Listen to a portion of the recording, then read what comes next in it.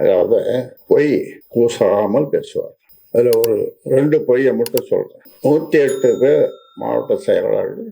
அதில் 108 பேரில் அவ்வளோ பேருக்கும் சொல்லி ஐயா கூட்டத்துக்கு போவார். எனக்கு பேர் எத்தனை நாளுக்கு சுமாராக 14ஆம் தேதி.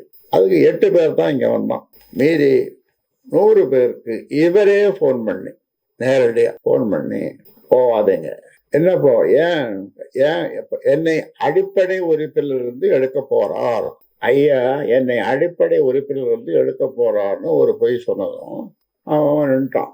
100 பேர், 8 பேர் தான் வந்தான். அன்னைக்கே நான் செத்து விட்டேன். 100 பேர் வந்து நான் போட்டவன் 100 பேர். அதான் எம்ஜிஆர் பாடுவான். அதில் ஒரு பாட்டு அவர் பாடுவார். என்ன பாடுவார்? நான் செத்து பிழைத்த வேண்டாம் அப்படின்னு. அந்த மாதிரி நான் மறுநாள் குறைச்சிட்டேன். நான் உயிரோடு இருக்கிறதுக்காக அந்த நீச்சல் குளத்துல போய் நீச்சல் அடித்தேன். சேர்த்து படிச்சிட்டேன், போங்கப்பான்னு.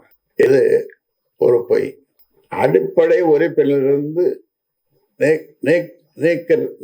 நீக்குவாருன்றது கற்பனை கூட செய்ய முடியாது இல்லையா? நீங்க சொல்லுங்க, கற்பனை செய்ய முடியுமா? இது உலகம் ஏற்றுக்குமா, கட்சி ஏற்றுக்குமா, மக்கள் ஏற்றுக்குமா?